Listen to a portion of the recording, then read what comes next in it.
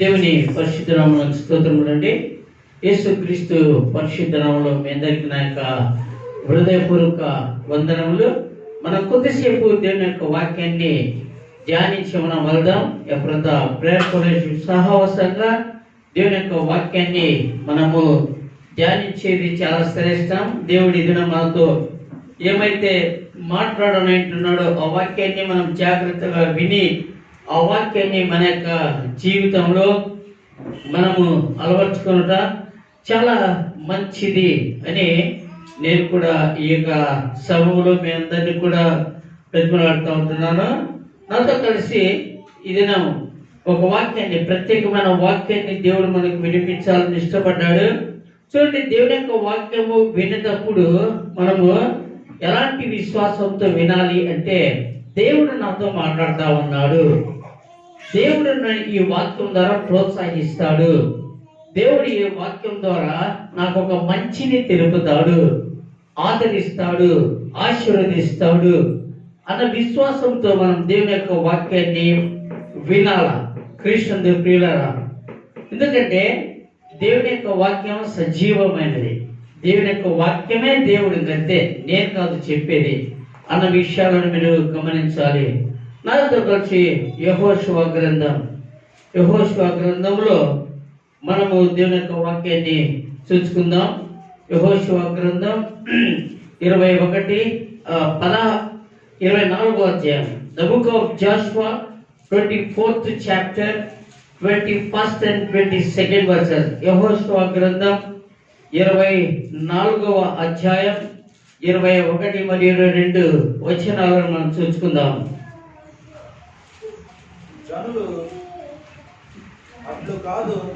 జనులు అట్లు కాదు, మేము యెహోవానే సేవించెదమని యెహోషువతో చెప్పిరి. అప్పుడు యెహోషువ మీరు యెహోవానే సేవించెదమని ఆయనను కోరుకున్నందుకు మిమ్మల్ని గురించి మీరే సాక్షులై ఉన్నారని అనగా వారు మేము సాక్షులమే అనేది. ఓకే, కృష్ణుడు ప్రియులారా, ఈ భాగంలో మనం చూసినట్లయితే యెహోషువ ఇశ్రాయేలును అడుగుతున్నాడు, మీరు చాలాసార్లు యెహోషువను సేవిస్తామని అంటూ అద్దరినున్న వేరే దేవతలను సేవిస్తూ ఉంటున్నారు. అయితే దేవుని యొక్క బిడ్డలైంది, దేవుని యొక్క సాంపాత్యమైన కూడా మీరు యెహోవానే మేము సేవించేదమని చెప్పుచు అన్ని దేవతలను, వేరే దేవతలను మీరు సేవిస్తున్నారు కనుక ఆయన ఏమంటున్నాడంటే, మీరు ఆలోచన చేయండి, దినం మీరేం తీర్మానం తీసుకురండి. కానీ నేనైతే మీరు ఎవరిని సేవించినను, నేను నా యొక్క కుటుంబం, నేను ఇంటి వారును యెహోవానే సేవించెదము అంటా ఉన్నాడు. మీరు ఎవరిని సేవించినను, అద్దరినున్న ఆ దేవతలను సేవించినను. కొన్నిసార్లు మీరు యెహోవాను సేవిస్తున్నాము అంటా ఉన్నారు, కొన్నిసార్లు మీరు అరితి అంటూ వేరే అన్ని దేవతలను సేవిస్తున్నారు. నేను ఎన్నోసార్లు చెప్పినప్పటికీ మీరు వినాల. అయితే మీరు ఎవరిని సేవించినను, నేనును నా ఇంటి వారును యెహోవానే సేవించేదము అని వారందరికీ ఒక దృఢంగా చెప్పుతున్నట్టుగా మనము ఈ యొక్క భాగములో మనం చూస్తూ ఉంటున్నాం. ఆ మాటను మనం చూసినట్లయితే ఆ యొక్క 15వ వచనం చూడండి. 15వ వచనం, యెహోవాను సేవించుదా మీ దృష్టికి కీడని తోచిన యెడల మీరు ఎవరిని సేవించుదురో నది అద్దరిని మీ పితరులు సేవించిన దేవతలను సేవించుదురో అమోరీయుల దేశమున మీరు నివసించుచున్నారే వారి దేవతలను సేవించుదురో నేడు మీరు కోరుకునుడి. మీరు ఎవరిని సేవింప కోరుకొనినను నేనును నా ఇంటి వారును యెహోవాను సేవించదమనేది. అది యెహోషువ యొక్క తీర్మానం. మీరు ఎవరిని సేవించదమని కోరుకున్నా నా డిసిజన్ ఏంటంటే, నేనును నా ఇంటిని, as for me and my household concern we will serve the Lord అంటున్నాడు. మేము యెహోవానే సేవించడం. ఎలాంటి దృఢ తీర్మానం కదా. They are thousands together. వాళ్ళు వేల కొలది ఉంటున్నారు, యెహోషువ ఒక్కడుగా ఉంటున్నాడు. అయినప్పటికీ ఇంతమంది ప్రజలు ఏ రీతిగా వదలాలా, వీరికి విరోధమైన తీర్మానం ఏ రీతిగా తీసుకురాలా అని అనుకోవడంలా, వాటి అడ్జస్ట్ అయ్యడమే అని అనుకోవడంలా. నో, ఆయన యొక్క ఫర్మ్ డిసిజన్ ఏంటి అంటే, మీరు ఎవరిని సేవింపగోరుకునేను, నేనును నా ఇంటి వారు యెహోవానే సేవించదము. సేవించుట అనేది. సో ఈ భాగాన్ని మనం చాలాసార్లు విన్నాం. కానీ ఎలాగో సేవించాలా దేవుణ్ణి, how we have to serve the Lord. మనము మన యొక్క ఇంటి వాళ్ళము యెహోవానే సేవించాలన్న ఉద్దేశంతో దేవుని యొక్క మందిరానికి, సహవాసానికి వచ్చాము, వస్తాము. ఐ నో దట్, అది తెలుసు. అది ఎలాగో సేవించాలన్నది కొన్ని విషయాలను మనం చూసి ఈ దినం మనం ముగించుకుందాం. నాతో కలిసి ఆ యొక్క సామ్స్ 100 ఆ యొక్క 100వ కీర్తన, అంటే 100వ కీర్తన చూద్దాం. కీర్తన గ్రంథం,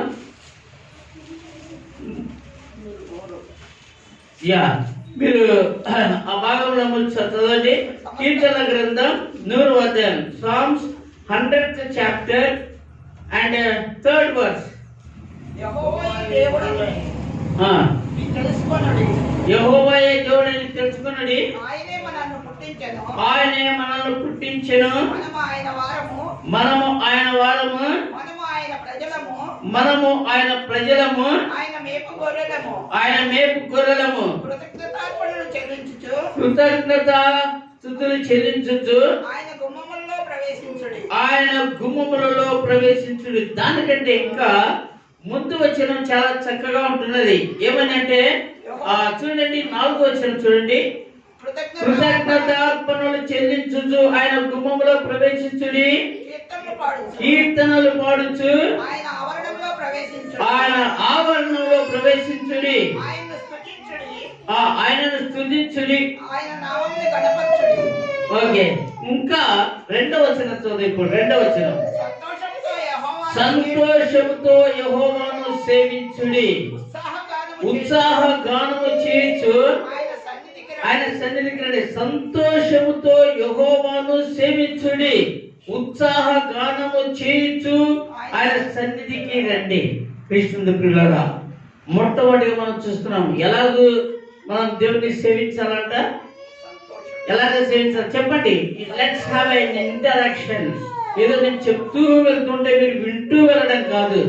మనం నిజంగా క్లారిఫికేషన్ చేసుకుందాం. అమ్మా, ఎవరో చిన్నపిల్లలు ఏడుస్తూ ఉంటారు, దాంతో మీరు కొద్దిగా తీసుకెళ్తే మంచిది. ఓకే, ఎందుకంటే డిస్టర్బెన్స్ కాకుండా. ఆ క్రీస్తు పిల్లరా, సంతోషంతో యెహోవాను సేవించండి. ఎలా సేవించాలా? మనం చాలాసార్లు దేవుని సేవించేటప్పుడు జరిగే విషయం ఏంటంటే, చాలా బాధతో సేవిస్తూ ఉంటాం, ఏదో భారంగా సేవిస్తూ ఉంటాం, ఎవరు చెప్పినట్టుగా సేవిస్తూ ఉంటాము, ఎవరి కోసమో సేవించినట్టుగా సేవిస్తూ ఉంటాము, ఆ సేవించాలనే అన్న ఉద్దేశంతో సేవిస్తూ ఉంటాం. అలా కాదు. నువ్వు సేవించేది ఎవరిని అంటే, సర్వ సృష్టికర్త అయిన దేవుణ్ణి, సర్వ సృష్టికి కారణభూతుడైన దేవుణ్ణి, నీకు సమస్తము ఇవ్వగల దేవుణ్ణి. ఆయన నాటగల దేవుడు, పెళ్ళగింపగల దేవుడు, ఆయన కట్టగల దేవుడు, పడగొట్టగల దేవుడు, నిన్ను ఆశీర్వదించగల దేవుడు, నిన్ను నాశనం కూడా చేయగల దేవుడు. అంటే ఆయన కెపాసిటీ ఎలా ఉంది. అలాంటి గొప్ప దేవుని మనం సేవించడానికి వచ్చాము. అలాంటి గొప్ప దేవుని సేవించడానికి మనం వచ్చినప్పుడు ఎలా సేవించాలంటే, భారంతో కాదు, అదేదో నిరాశ నిస్పృహలతో, భారంతో, ఒకరి కోసమే, ఒకరు ఆహ్వానించిన దానికే, ఒకరు చెప్పిన దానికో, ఒక పద్ధతి ఆయన మతపరంగా కాదు, సంతోషంతో, ప్రభా ఎంత ధన్యత ఇచ్చావు ప్రభా అని మనం దేవుని స్తుతించాలి. ప్రభా ఎంత ధన్యత నాకు ఇచ్చావు, ఎంత భాగ్యాన్ని ఇచ్చావు. ఉదయం మనము స్తుతి వర్తమానం చూచాం. నరుణ్ణి జ్ఞాపకం చేసుకున్నట్టుకు వాడు ఏ పార్టీ వాడు. నిజంగా మనము అర్హత లేని వాళ్ళం అండి.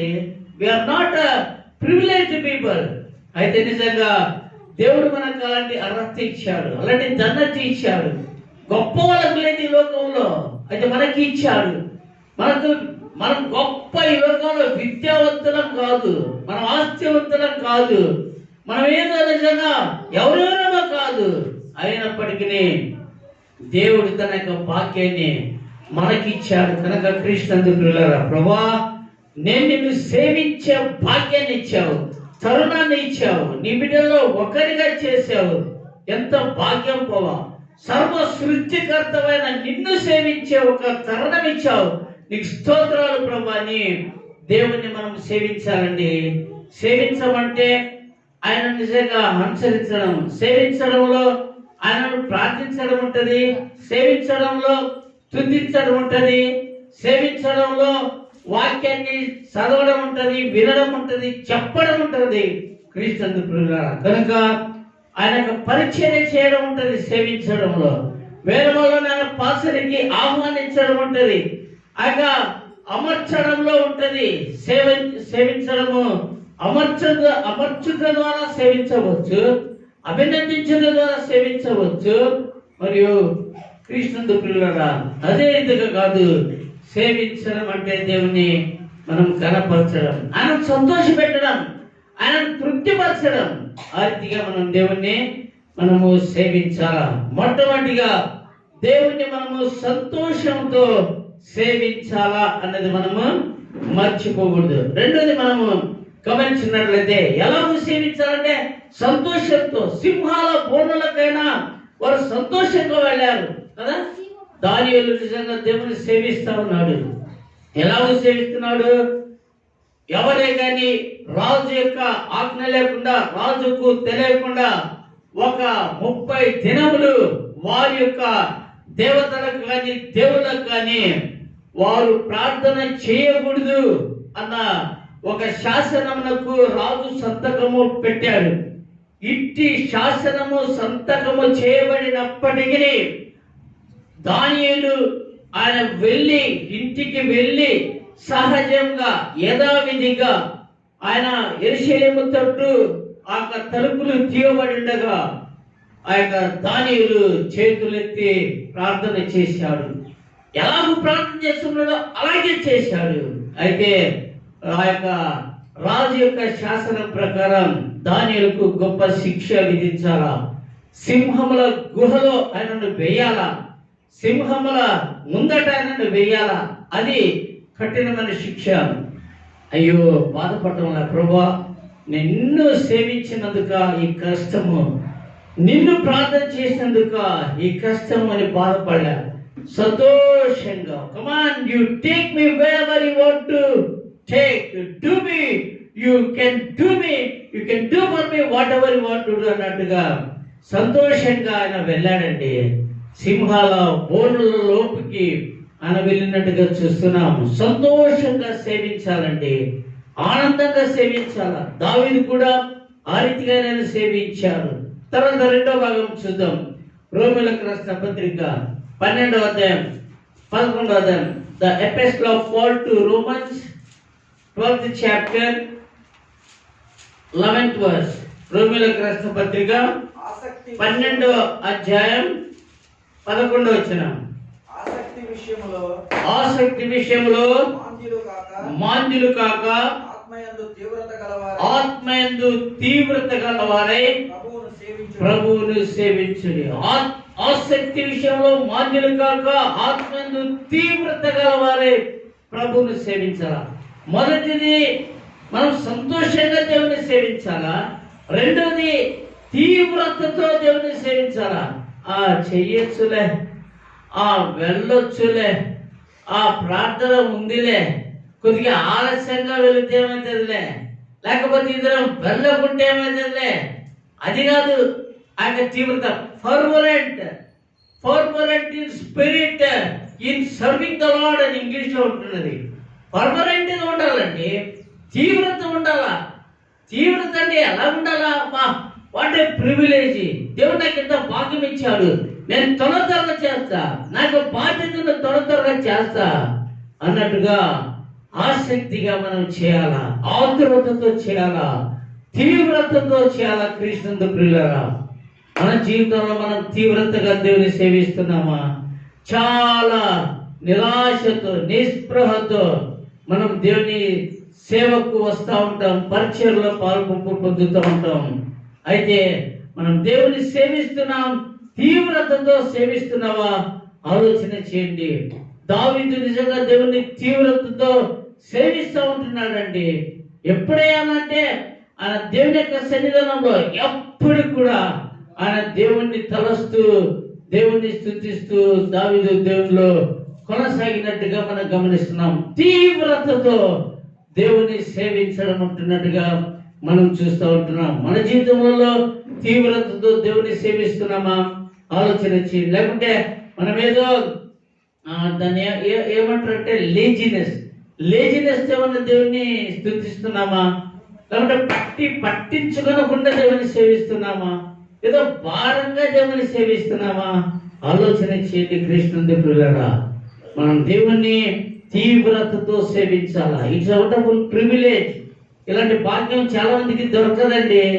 మనం ఎలాగంటే తీవ్రతతో సేవించకుండా, ఆయన సన్నిధానంలోకి రాకుండా, ప్రార్థనలో పాలు పొందకుండా చాలా ఆలస్యంగా అయితే వెళ్దాం లేకుంటే లేదులే అన్నట్టుగా కృష్ణుడు ప్రియులారా, అది దేవుని యొక్క సేవ కాదు. First you have to show the diligence. ఆ తీవ్రత చూపించాలా, ఆసక్తి చూపించాలా. You should begin in your heart. దేవుణ్ణి సేవించడం నీ యొక్క హృదయంలో ప్రారంభం కావాలి. ఈ దినం నిజంగా నేను ఆ యొక్క మందిరానికి వెళ్ళాలి, ప్రార్థనకి వెళ్ళాలి, బైబిల్ స్టడీకి వెళ్ళాలి, ఆ సహోదరుని నేను పిలుచుకొని వెళ్ళాలి, ఆ సహోదరుని నేను పిలవాలి, ఆ సహోదరుతో దేవుని గురించి మాట్లాడాలి, ఆ సహోదరుని మందిరానికి పరిచయం చేయాలి అన్న తీవ్రతతో దేవుణ్ణి సేవించాలా. ఏదో నిజంగా ఆలస్యమైతే మనం పోగొట్టుకుంటామే అన్నట్టు సేవించాలండి. మనం ముందుగా వెళ్ళినట్లే తప్పకుండా దేవుని యొక్క ఆశీర్వాదాలు నేను పొందుతానే, దేవుని మహిమపరుస్తానే, దేవుని మెప్పిస్తానే, సంతోషపెడతానే, తద్వారా నాకు దేవుని యొక్క ఆశీర్వాదాలు లభిస్తావే అన్న ఆ యొక్క విశ్వాసంతో, తీవ్రతతో దేవుణ్ణి సేవించేటట్టుగా మనం ఉండాలి. కృష్ణుడి ప్రియులారా, మోషే యొక్క యెహోషువ మరియు కాలేబులు, నూను కుమారుడైన యెహోషువ మరియు కాలేబులు తీవ్రతతో సేవించారు. ఎలా తీవ్రతతో సేవించారు? మిగతా వాళ్ళందరూ కూడా మనం మోషే చెప్పినట్టుగా ఆ యొక్క పాలు తేనెలు ప్రవహించు దేశానికి మనం వెళ్ళలేం, మన శక్తి చాలదు, వారు వారు ఆ యొక్క గొప్ప రాక్షసులు ఉంటున్నారు, మనం వారికి మిడతలేవలో ఉంటున్నాం, మనల్ని వారు తినివేస్తారు, వెళ్ళకుండా ఉండడమే మంచిది అని మిగతా 10 మంది చెడు సమాచారం చెప్పారు. అయితే యెహోషువ కాలేబులు ఎలాంటి తీవ్రతతో సేవించారంటే వరిజన సమాజం ముందర నిలబడారు. సమాజం ముందర నిలబడి, అయ్యో వీళ్ళు చెప్తుంటే బాధైతే ఉంది, వీళ్ళేంటి చెడు సమాచారం చెప్తుండ్రే, అవిశ్వాసంతో కూడిన సమాచారం చెప్తుండ్రే, ధైర్యం లేని సమాచారం చెప్తుండ్రే, పెరిగితనంతో కూడిన సమాచారం చెప్తుండ్రే అని బాధపడి వారి యొక్క వస్త్రాలను చెప్పుకొని now we can go, we can conquer that land అని చెప్పారండి. మనం వెళ్ళగలం, మనం వెళ్ళి వారిని జయించి ఆ యొక్క పాలు తేనెలు ప్రవహించే దేశాన్ని మనం స్వాధీనపరచగలం అని చెప్పారండి. అయ్యో 10 మంది ఉండు కదా, మమ్మల్ని కొడతారేమో, వెలివేస్తారేమో, మాకు ఓట్లేయరేమో అని వెనకాల, మమ్మల్ని మెచ్చుకోరేమో అని వెనకాల, మాకు వచ్చే లాభం ఇవ్వరేమో అని వెనకాల, doesn't matter what ever that may be, దేవుని విశ్వాసంతో ఆ యొక్క నెఫ్యూల కంటే సర్వ సృష్టికర్త దేవుడు గొప్పవాడు, ఆ గొప్ప దేవుడు శక్తి ఇస్తాడన్న విశ్వాసంతో మీరు చెప్పేది నిజంగా అబద్ధ సాక్ష్యం, ఇది మంచి సమాచారం కాదని మనము జయించగలము అని చెప్పాడు. తీవ్రతతో అండి. నీదేదో నువ్వు చేర్చే పోగొట్టుకుంటావని, నీకేం రాదని కాదు. You have the fruit, right fruit, if you serve the lord with permanent in spirit. Okay, నీవు తీవ్రతతో సేవించినట్లయితే తప్పకుండా దేవుని యొక్క ప్రతిఫలం పొందుతామని నేను చూపిస్తాను.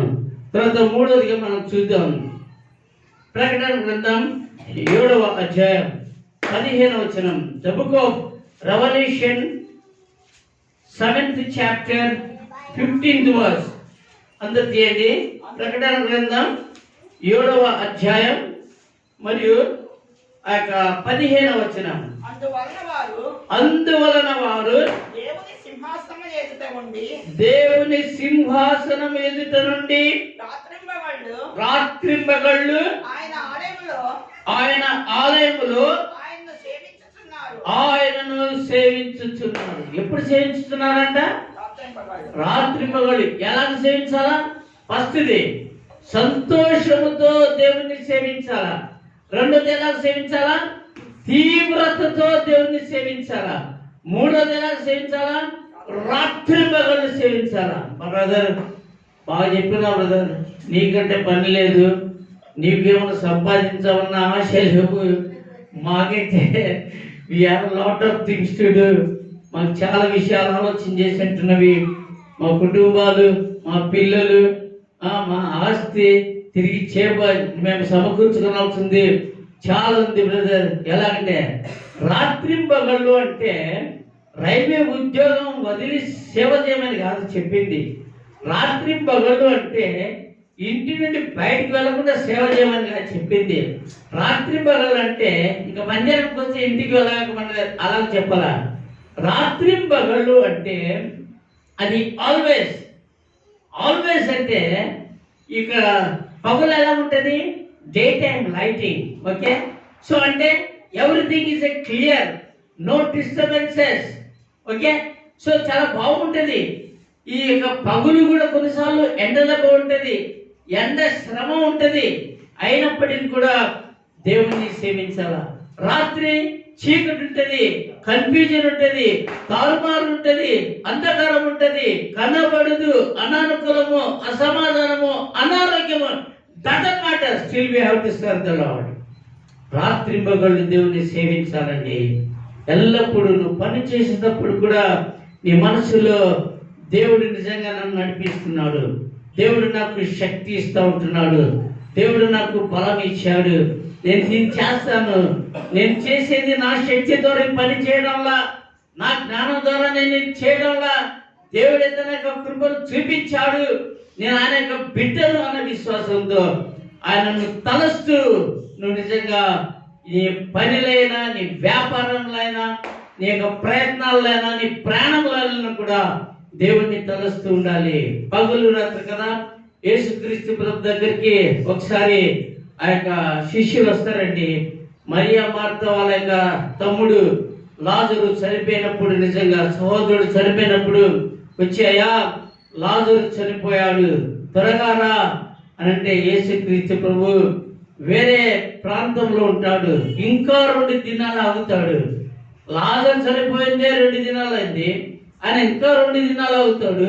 ఆయన వచ్చేటప్పుడు ఏమంటాడు, ఇది పగలు, ఈ పగల్లోనే మనం పని చేయాలా, ఇక రాత్రి వస్తా ఉంది, అప్పుడు మనం ఏం పని చేయలేం అని అంటా ఉన్నాడు.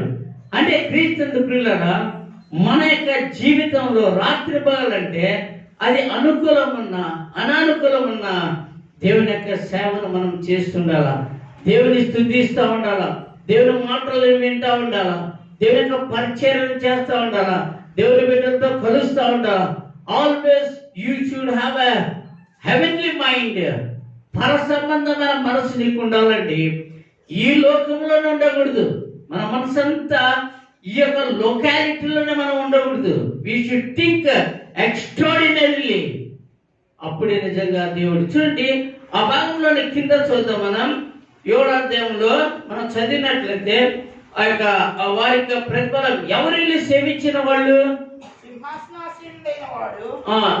వీళ్ళు సేవించిన వాళ్ళు ఎవరయ్యా అంటే పై వచనంలో ఏముంది అని ఆలోచన చేసినట్లయితే ఆయన అడుగుతారు, ఈ సేవించే వాళ్ళు, రాత్రి పగలు సేవించే వాళ్ళు ఎవరు అంటే వీరు శ్రమలలో, మహాశ్రమల నుండి వచ్చిన వీరు మహాశ్రమల నుండి వచ్చిన వారు. గొర్రెపిల్ల రక్తంలో గొర్రెపిల్ల రక్తములో తమ వస్త్రములను ఉతుకుకొని వాటిని తెలుపు చేసుకొనిరి. వాటిని నువ్వు సేవించేవాడు ఎలా ఉండాలంటే నీ వస్త్రములను గొర్రెపిల్ల రక్తంలో ఉదుకుకొని ఉండాలా, నువ్వు తెలుపు చేసుకొని ఉండాలా. నీ యొక్క వస్త్రాలను గొర్రెపిల్ల రక్తంలో యేసుక్రీస్తు ప్రభు రక్తంతో నువ్వు కడగబడకుండా, విమోచింపబడకుండా, రక్షింపబడకుండా నువ్వు సేవించడం కాదు.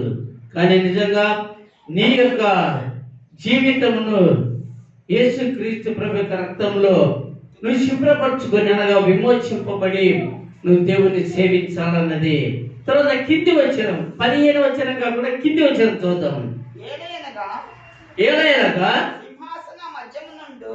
సింహాసన మధ్యమందు ఉండు గొర్రెపిల్ల వారికి కాపరి అయి జీవజలముల బుగ్గల యొద్దకు వారిని నడిపించును.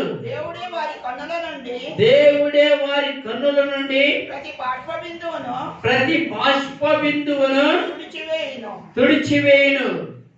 వారికి ఇక మీదట 16వ వచనం. ఓకే, 7వ అధ్యాయం 16వ వచనం. వారికి ఇక మీదట ఆకలి అయినను దాహమైనను ఉండదు.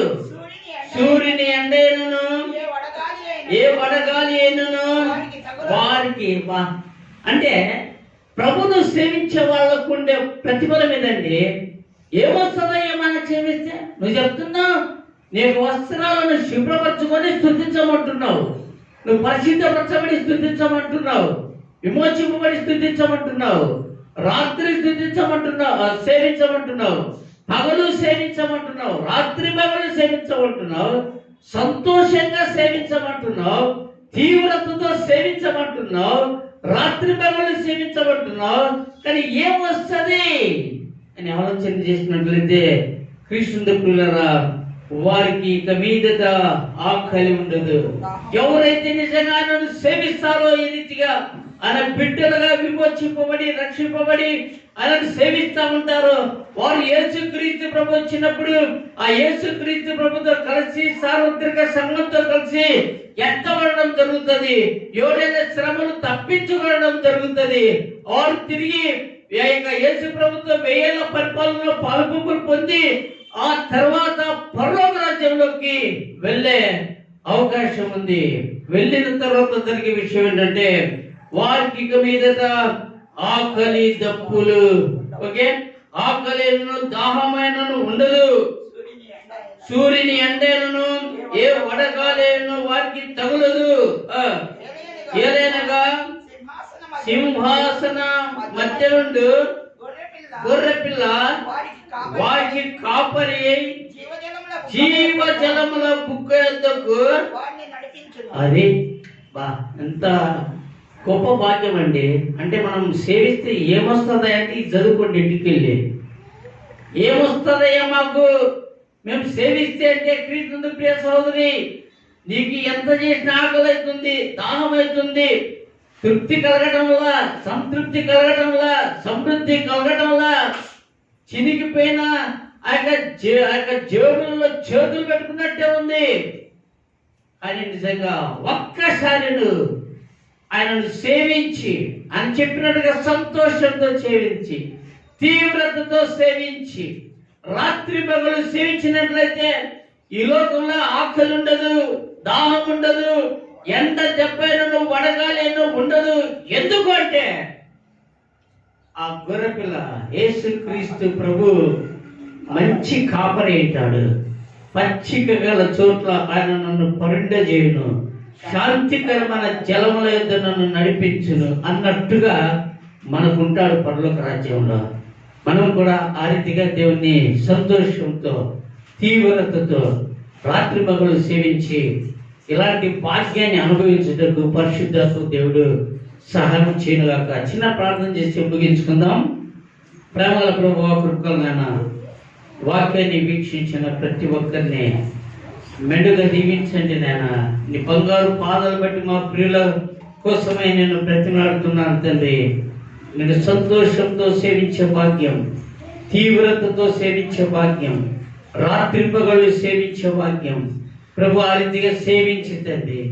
ఈ యొక్క తండ్రి ఆకలి కానీ, దాహం కానీ, ఎండ శ్రమ కానీ లేని ఆ యొక్క నిత్య రాజ్యంలో ప్రవేశించే కృప, సహాయం, ఆ సమృద్ధిని, ఆ సంతోషమును మా ప్రియులందరికీ దయచేయాలంటూ యేసుక్రీస్తు పరిశుద్ధ నామములో అడిగి వేడుకుంటున్నాం తండ్రి. ఆమేన్.